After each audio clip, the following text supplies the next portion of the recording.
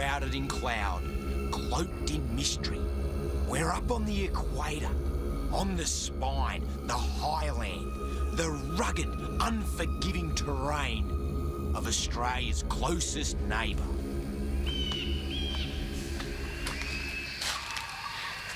G'day and welcome to the primitive island of New Guinea. On this mission, I'm going to take you from the mangroves all the way across the swamplands, up a river, into the rainforest, and right up into the mysterious jungles in the clouds.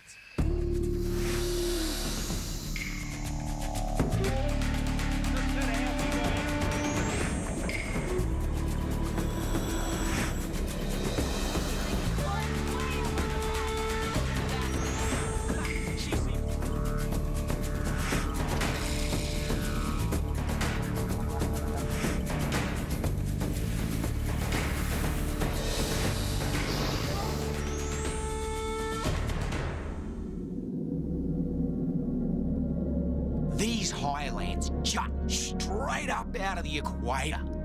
In that cloud is a hidden glacier, and all the water that's shed off the highlands goes down into deep, impenetrable rainforest that's never even seen a pioneer nor an explorer. The rivers, the tributaries snake their way through mosquito-infested tracts of mangroves, the greatest expanse of mangroves in the world. They dump out into the Arafura Sea, into a tribal race that's seen very, very few white people. This ceremony was really scary. I was quite intimidated, and they've been performing it for thousands of years. My journey starts here at the Comoro village, right on the edge of the Arafura Sea, in the greatest expanse of mangroves in the world. Each side of us are well-known tribes that used to be headhunters.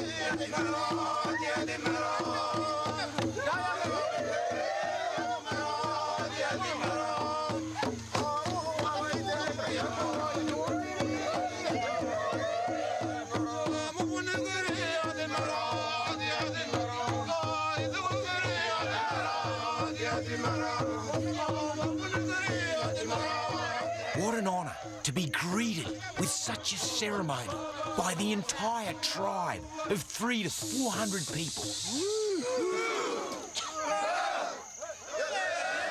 How's that for a traditional greeting? Unbelievable. Thank you very much.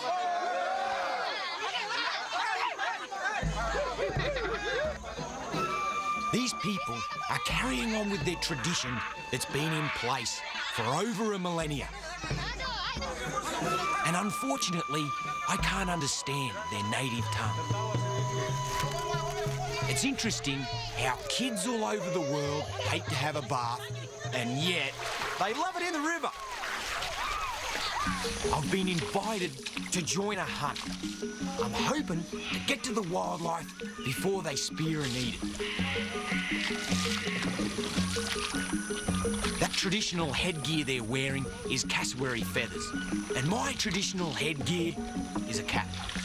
All of these boats are dug out of one single tree. The big ones, the small ones, incredible mode of transport, and they've been using them for centuries.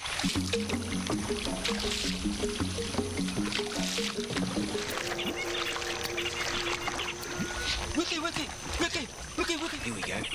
There's a mangrove monitor up here on the beach. Here we go. Wiki, they call it. And this one's way too slow for my liking. It doesn't seem quite right. These things are like lightning fast. Wiki.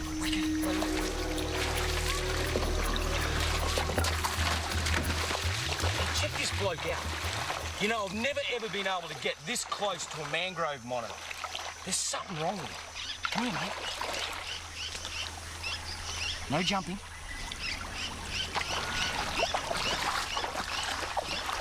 Wow, he's a bit crook, all right. Ooh. Have a look at this. Oh, here we go. Look at this. Here, under his belly. Look at these puncture marks. These are dead set puncture marks. And you can see, like those two there, and these two here, I'd say, whack, crocodile's grabbed him. You can see how emaciated he is. Look at his hips are showing, his tail is totally sucked in, got no meat, got no body tone, he's not aggressive, he's not, oh there he goes, he's sticking his tongue out. That's not too bad. That's not too bad, little lizard. He's taken a heck of a hit, and that's one reptilian predator eats the other reptilian predator.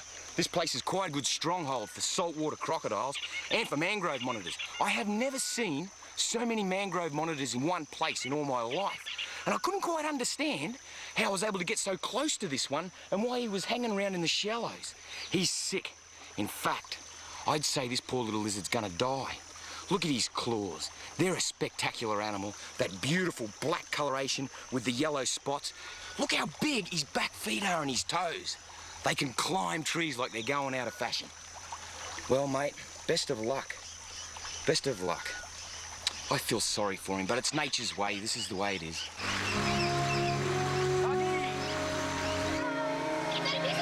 Steve's leaving the Comoro village on a journey that will take him from the Arafura Sea up through the mosquito-infested mangroves, into the lowlands, up through the rainforests, from the foothills of the highlands, right up to the top of the world, to the jungle in the clouds.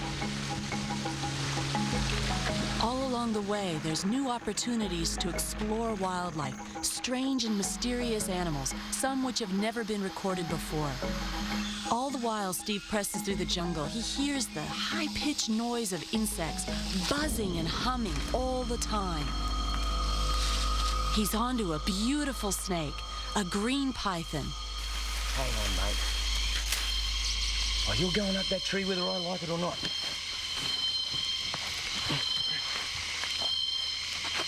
Whoa. Trying to be really gentle. I can't believe it. A green python.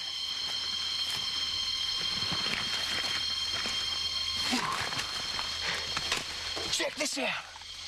Have a look at this. Green pythons are one of the more common snakes here. They're like a dime a dozen. Absolutely beautiful. And you can see how well they climb. Amazing thing is, they've got a brilliant sense of vibration.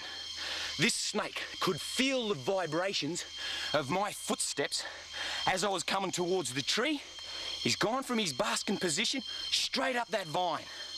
And it was only in my peripheral vision that I was able to locate him, was able to pick him up and see him zip up there and catch him. Oh, wow. Are they beautiful or what? Look at this. I'm in no danger. This is a non-venomous snake. Ah, he's constricting my head. Nah, they're beautiful. Look at this. Glorious snake. I've seen some snakes in my day, but I tell you what, the green python is certainly the most brilliant, vividly, brilliantly coloured snake in the entire world. They're basically nocturnal. They hunt for their food during the night. And look at the way he stretches out. Look at this. Straight out. Straight as a stick. They're very slow-moving snakes, and they can stretch from one branch to another. Now have a look down here. This is amazing. See his tail? Look at the blue coloration of his tail.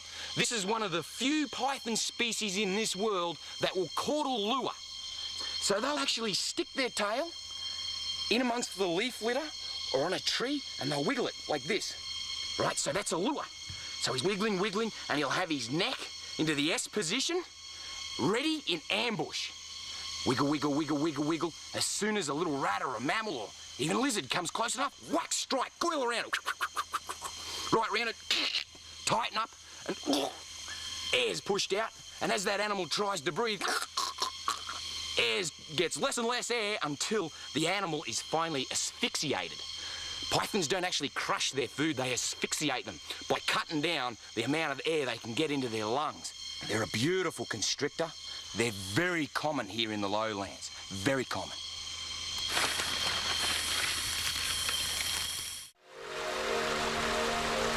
As the river becomes more narrow and shallow, It's just about as far as the boat can go, so this is where Steve's going to be dropped off.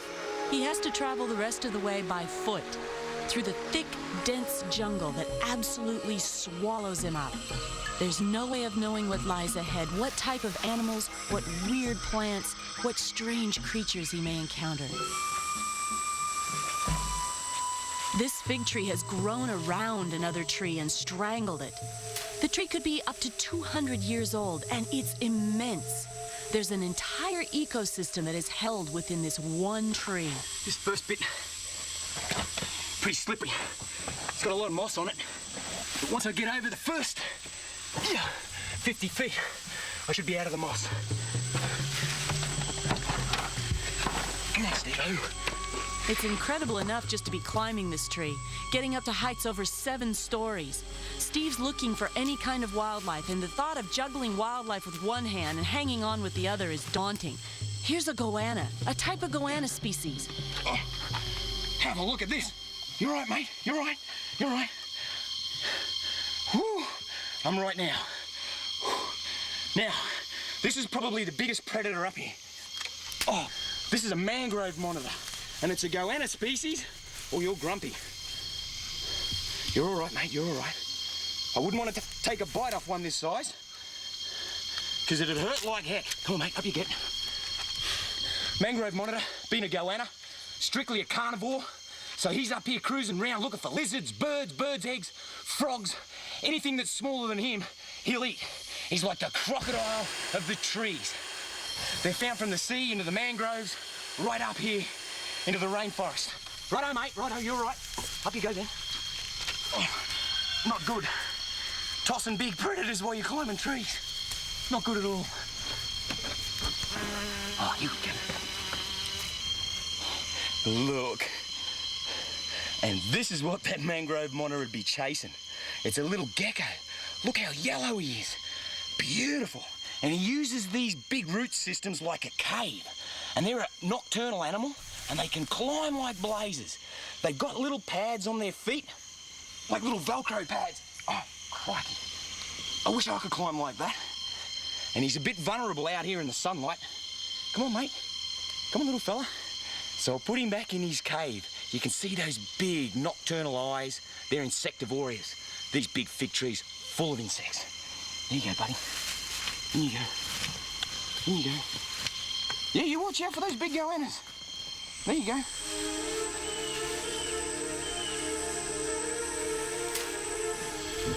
Steve's finally made it into the canopy. And have a look at how far down it is. Oh, maybe you better not look. The jungle is made up of layers, and when you finally get into the canopy, you discover wildlife that you can't possibly imagine. Steve's gone 200 feet up just to check it out.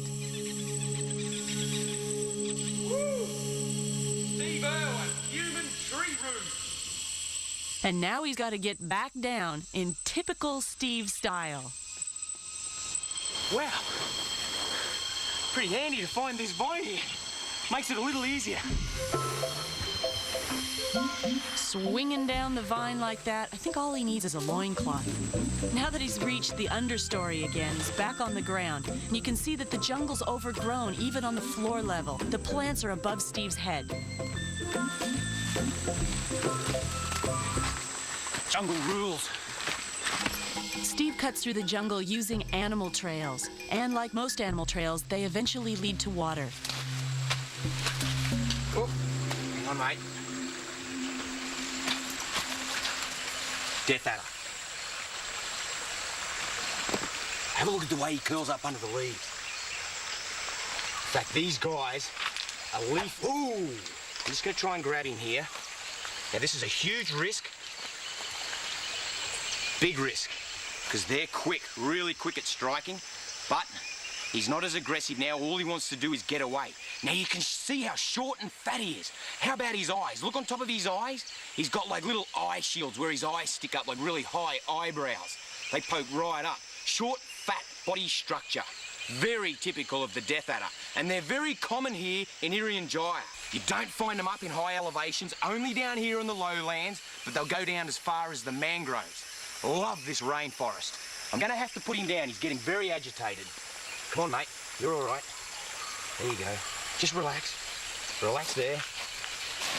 Another really unique feature of the death adder is his tail. Oh, he's flattening out, see? He's aggressive. See this tail here? Have a look at the little white lure.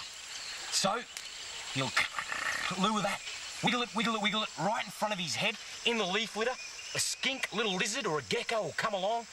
Lure, lure, lure, get closer and closer. And as the skink pounces for his lure, whack! You just jam those fangs, usually into the chest cavity, kill the skink and swallow it down. They're almost a lizard specialist over here. They love to eat little lizards. But this little bloke here, he'd only be about a year old. He would pack enough of a bite to kill me easily. There's a fair few people over here that die from this species of snake. It's because they camouflage in the leaf litter. So I'll just let him on his way.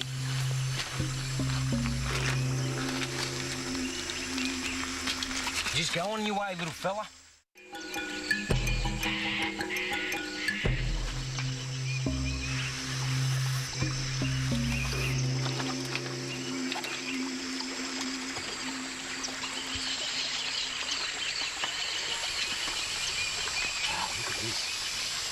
This is a white-lipped python. Pretty obvious. Whoa, you're all right, you're all right. No biting now. Pretty obvious why they call him a white-lipped python. You can see its lips got those beautiful white scales. Well, you're going to bite, aren't you? It's a little bit grumpy. Understandable. It's having a nice leisurely hunt through these mossy rocks. And I disturbed her. Oh. I'm sorry, sweetheart. I can't say I blame her. She's really angry. She was just having a nice leisurely hunt, and I've come and disturbed her. And look at that beautiful gold coloration along the side of their body. Like all pythons, she's a constrictor. These white-lipped pythons are notoriously aggressive, and I don't want to get her too upset, so I'm just going to let her go on her way. There you go, sweetheart.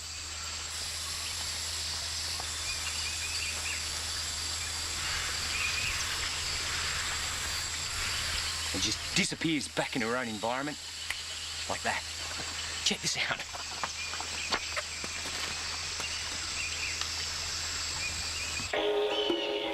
Steve's continuing to follow the crystal clear streams up towards the foothills of the highlands. This is cold water coming down from the mountain. And traveling up the streams is easier than cutting through the jungle. It's a great way to spot wildlife too, because, hey, everything comes down to the water. Hey.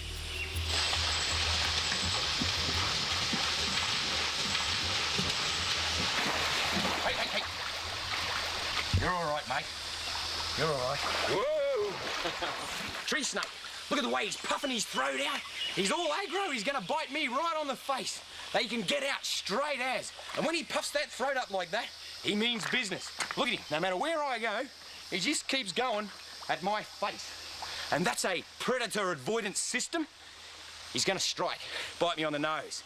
And so if a predator comes, he puffs his throat out. Look how big and tough I am. And whack, he'll actually strike out at you.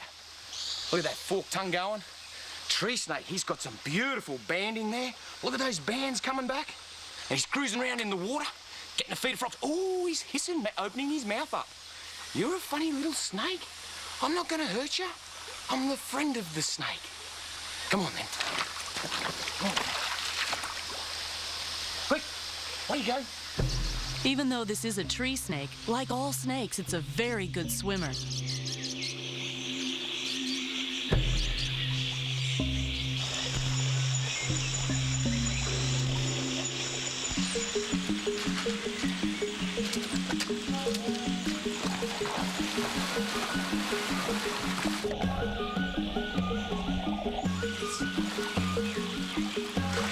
So there's two species of crocodile, and this is a New Guinea crocodile. They're predominantly found in fresh water, but they can actually go down into the coastal areas, into brackish water, and occasionally they'll enter salt water. But they got to be really careful, because if they go down into the territory of the biggest crocodile in the world, the saltwater croc, they'll get eaten. They look very similar to a salty. This one's only a yearling. Look at his eyes, he's looking around. What's going on? He thinks I'm a big predator and I'm gonna eat him. Not at all. Look at his little head. Just like a little dinosaur. Beautiful little eyes and nostrils. And look, he's got great sharp teeth already. Hey? And he'd be feeding on insects. I tell you what, he's got a beautiful waterhole here. Isn't he gorgeous? Absolutely gorgeous. Beautiful little animal. He's a little beauty. It's easy to see why he's living here. This beautiful water has loads of fish and delicious insects to eat. Look at him go. He's at home here. And it's so hot in this climate, the humidity must be 100%, so Steve takes the opportunity to cool off as well. And what a fantastic experience, swimming with a crocodile.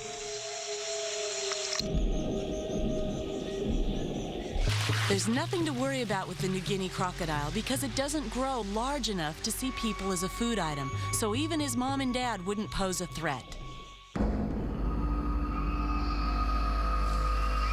Life was pretty easy in the jungle, but now Steve's climbed up to the highlands. Well, that's only a few thousand feet. You can see the lowlands river meandering right back down into the mangroves. Oh boy. Now, I've got to go right over the top of those. I've climbed to just over 4,000 feet, and the air's starting to thin out, and it's hard yakka climbing up and down these mountains.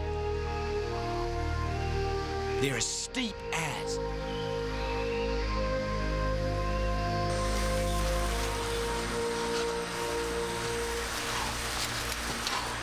Going up and down these mountains, I need legs, like a tree kangaroo.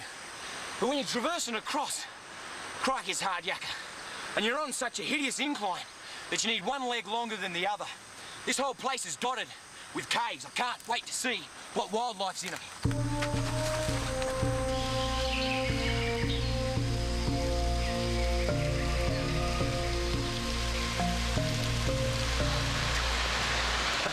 You're looking at 168 inches of water. What's that, like 14 feet of water annually? That's around 4 meters. And this is limestone. Right behind me is a fault line. And this is a fracture. And of course, it's always moving. And when you get water coming down through the cracks, it dissolves the limestone, creating beautiful cave systems. Right in behind that waterfall is one of those caves.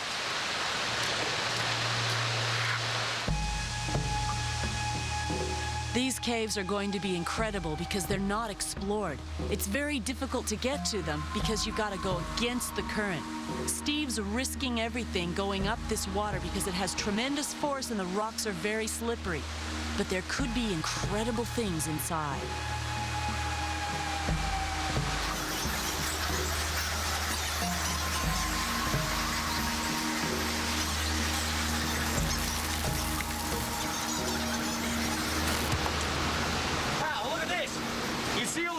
Zipping around, they're actually feeding right now.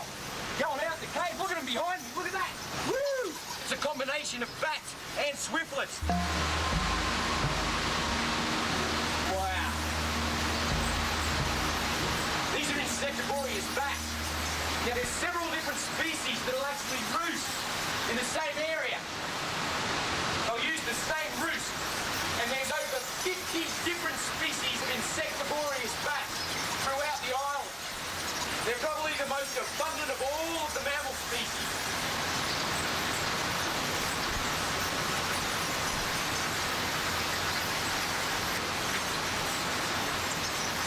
Come here, little fella.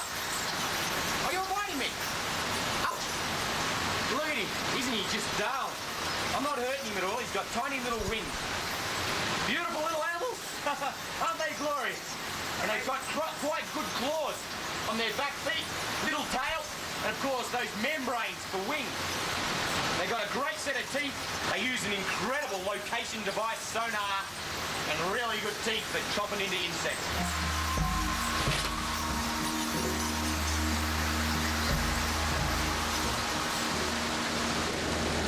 All around the walls of the caves, almost over vertical, are the swiftlet nests. And so when Mum and Dad go out to feed on insects, they leave their chicks. They only leave them for a short period of time. They don't want them to cool down. However, it is quite warm in here. And then they'll come back with a beak full of insects, and they'll tease the little baby chick, and she'll open her mouth, and in they'll go. There's a whole combination of eggs, little pinky chicks, and just feathers.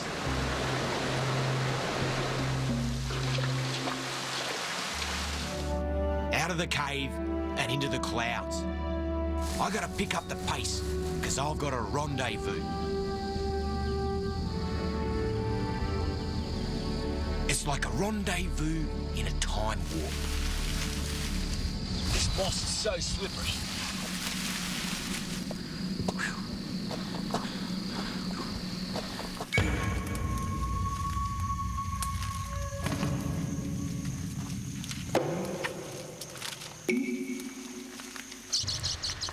Welcome to the highlands of New Guinea, here in Irian Jaya. This is German from a Mungmei tribe. Yeah. Special handshake. Good. Yeah. Bagus. Bagus. Yeah. So welcome into the Mungmei tribe's territory. We're way up in the highlands, probably up around 4,500, 5,000 feet elevation, and this is the home to some pretty incredible marsupials. We've got tree kangaroos, various species of cuscus, and it's hard yakka. Most of the time we're going up and down hills, and have a look how this bloke's built. He's like a giant big piece of steel. He's got muscle on his muscles. Very strong. And you can see these, look at this. This is their weaponry. Very unique. They've got no feathers on the end. And this one would be for couscous. Couscous. Couscous. Couscous. Ini untuk couscous. Yeah. Ya. Ini untuk burung. Fish. Ya, burung. Burung begini. Burung. Oh, bird. Ya. Bird. Uh-huh. Ma. Langsung. Which one? This one, Barbie. Babi. Ini. This one. Yeah. And they put a poison, this black tacky-like stuff, and when they hit a Barbie, a pig, or a cassowary, they die very quickly. Tell you what, this is awesome, unbelievable, and getting the lay of the land. This bloke's grandfathers, they've all been in here, and they had the lay of the land down pat. Run around here without shoes on. Holy smokes. Of course, as soon as he finds something, I'm going to scoot up the tree and get in nice and close so as we can have a close look at him. I'm not interested in shooting them to eat. We'll go down the markets and buy some fish later. Here's a people that have the lay of the land. Tribal peoples throughout New Guinea understand their environment just like the animal species they share it with. Incredible how there's growth on the growth. Here we go, he's onto something.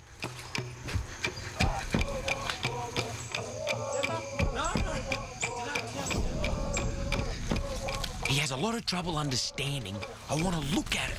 I don't want to eat it.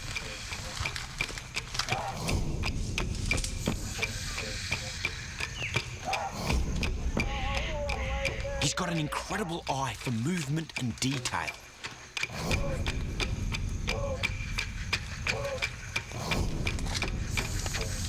He moves through this jungle with instinct. Powers of observation are absolutely everything. And I'm already starting to pick up a few techniques, what to look for. You can see the claw marks in this moss are quite obvious. And he picks up on them really well. You can hear that rustling. We're coming onto another tree kangaroo or a big cuscus. Oh, kangaroo. Oh, tree kangaroo. Yeah. Oh, It's a tree kangaroo. We're seeing stuff as we go, but as it gets closer to dark, we'll see a heck of a lot more. Everything's already starting to happen.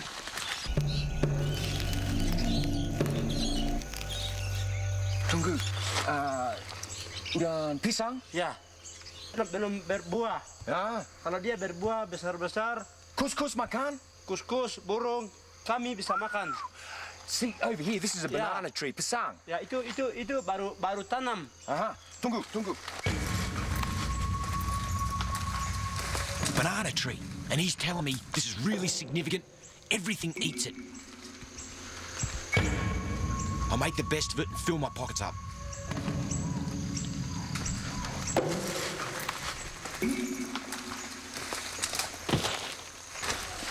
You never know. Pocket full of bananas wouldn't go astray. So this one, like,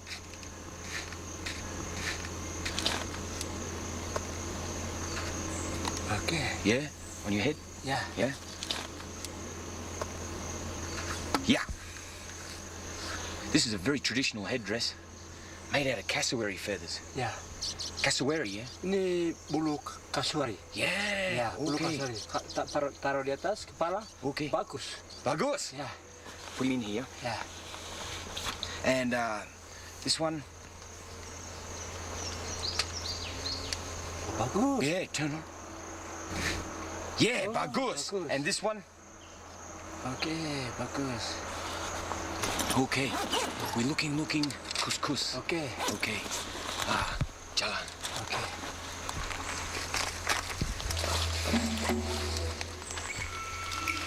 We're establishing an absolutely phenomenal communication. And working less than 6 feet from this man is a gift. He is oozing instincts that I'm picking up on. And the wildlife he can see. Di atas. Okay, you keep it towards the kangaroo. Ya. Woo! Bagus. Bagus.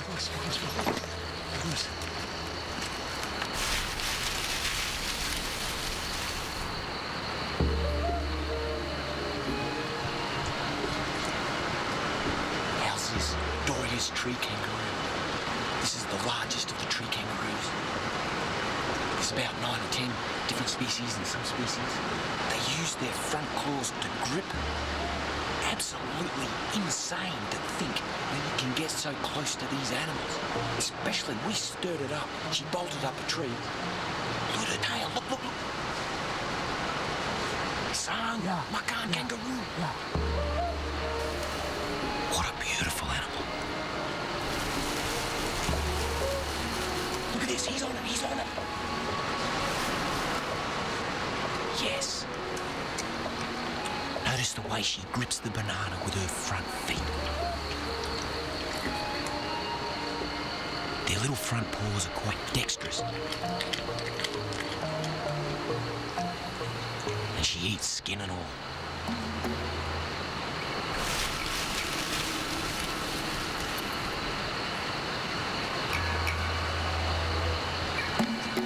You can see that big, long tail. It's very powerful, and it's like a counterweight.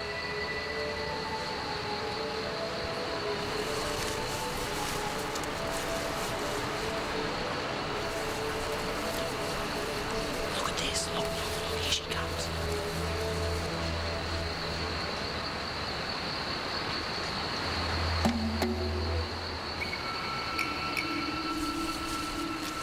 I'm gonna fall on my neck and then I just gotta reshuffle.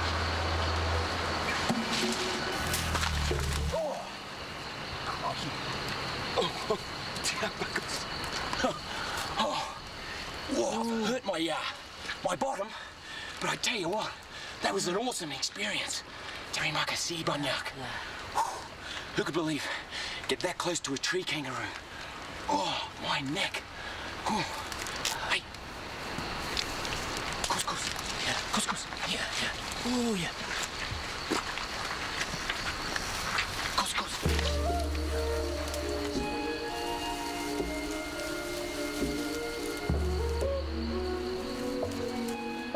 Stein's couscous must have been attracted by all the banana that's dropped down and the crushed banana in my pocket.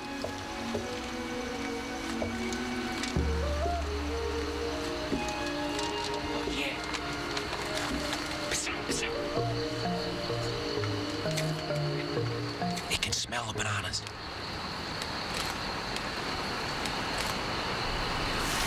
You're all right, sweetheart. You're all right. Yeah. Yummo. How's this? This is a Stein's couscous. Got a beautiful white blaze on his chest. Oh.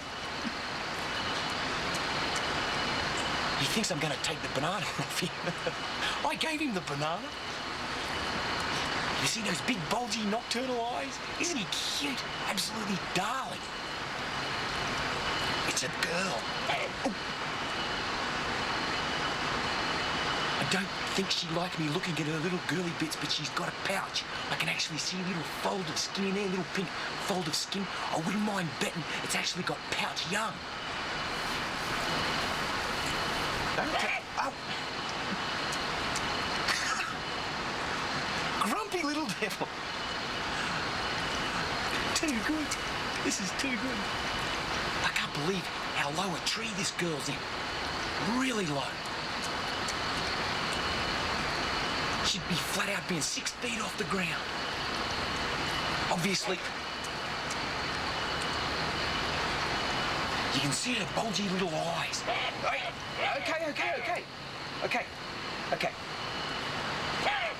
Okay. I'm out of here. She's had enough. He's like, go. Oh, of course. Oh, this is it. The find of a lifetime. It's a cuscus, a spotted cuscus.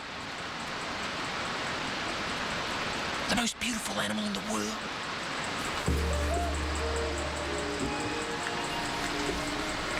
I can't believe this. This is a spotted cuscus. Easily the most magnificent coloration of any marsupial in the entire world.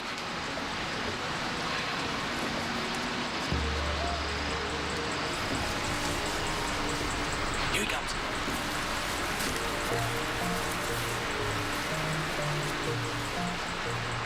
He's really nervous.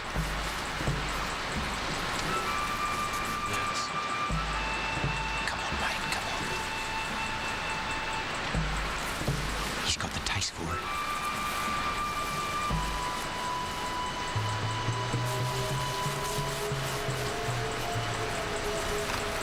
Oh, man. Yes! Oh, they are one incredible animal. They're pretty well nocturnal. And this guy's waited till dark before he moves. Look how big his eyes are.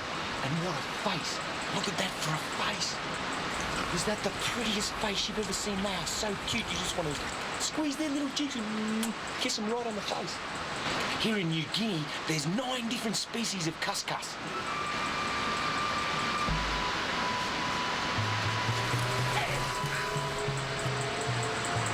Here we go again.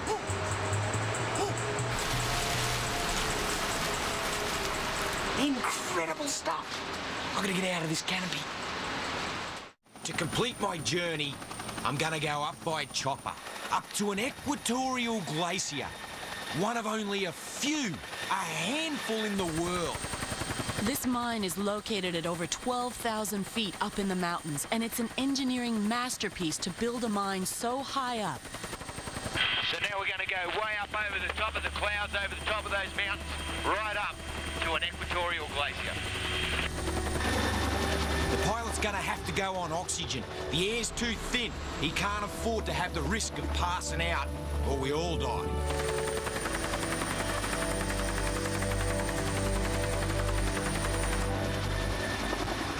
As we get higher and higher, the tree species, the flora species all starts to change. Get into the subalpine and then the alpine flora, and the trees are really stunted. It's hard yakka up here for them, real hard. Get a lot more heat. Mosses and lichens flourish up here, and the wildlife starts to deteriorate. Gets into really rocky terrain. We're literally on the spine of the mountain range that cuts straight across Irian Jaya. You can see these layers of rock. This is where the plate of northern Australia pushed into this tectonic plate, and it pushed the bottom of the ocean right up here, and it's now super high, and all these layers used to be the bottom of the ocean. Talk about the top of the world. We're trimming at around about 16,000 feet. This is the highest point between the Andes and the Himalayas. The helicopter's only got a very narrow window to drop me off and pick me up. Around about 4 minutes, we've got to come in with less than half a tank of fuel and get ready to get back in there and hit it back down again. If you can imagine, this whole area down through here used to be a big glacier, and it's just diminished over the years. We're just seeing the last part of it. It used to go all the way down, straight down through here. And slowly but surely it's eroded and formed this magnificent rock formation.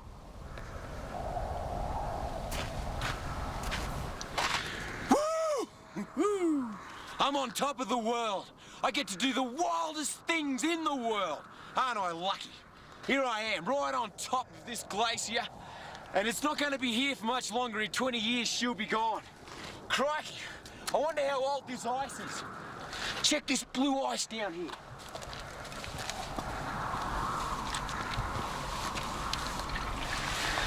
Quite amazing to think that, this won't be here all that much longer. Global warming. Perhaps it's a natural phenomenon, and perhaps by being up here at this glacier, we can actually start to realise the catastrophic effect that us, the human race, is starting to have on the entire environment, because what's being affected up here is affecting the entire ecosystems all the way down into the mangroves and into the ocean. It's quite inspirational to be right fair smack on top of the world. My window's shut. I've got to get back on board and take off and get out of here. A once-in-a-lifetime experience. Crikey! This place has the thickest of atmospheres. It's so thick you can cut it with a knife. And it's remote and primitive. One of the most primitive left on our Earth. All of the animals, the species that are found here, have evolved and are only right fair smack in the jungles in the clouds. If you're looking for more outrageous Croc Hunter action, here's an offer you can sink your teeth into. Now you can own Steve's Most Dangerous Adventures on home video for only $19.95. Yes! To order, just call 1-800-544-3777 and we'll send you the video with the most death-defying, adrenaline-pumping moments from the Croc Hunter series. Call 1-800-544-3777 and order Steve's Most Dangerous Adventures now, or send $19.95 plus shipping and handling to P.O. Box 1089, Florence, Kentucky 41022.